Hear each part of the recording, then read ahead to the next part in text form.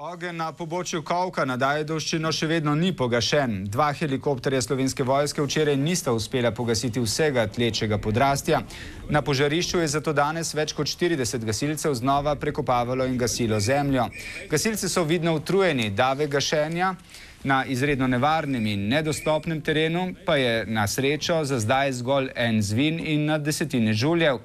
Upajo, da jim bo na pomoč čim prej priskočil dež. Skupine od 20 do 50 gasilcev se že 3 dni do požarišča spuščajo po ozki stezi. Seboj nosijo vodo in opremo težko preko 30 kilogramov. Dolga je sam že, da pride do požarišča dol, ne? In še treba z vodo znositi, pijačo, vse treba prinesti dol. Dvakrat na dan se spuščamo po tem hribu, potem pa zadosti, pač zaradi samega fizičnega napora. Nekateri ljudje so že to 3. dan na samo požarišču.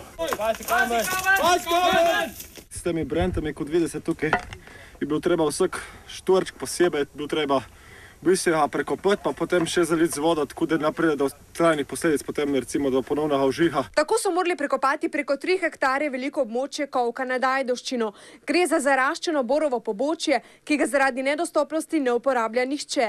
Škoda zato ni velika, bojijo pa se predvsem nenadzorovanega širjenja požara. Podrastje je polno iglic, ki so zlahka zagorele in ogenj se tako zelo hitro širil preko skalovja. Gasilci upajo predvsem na napovedano deževje, do tedaj ostajajo na straži.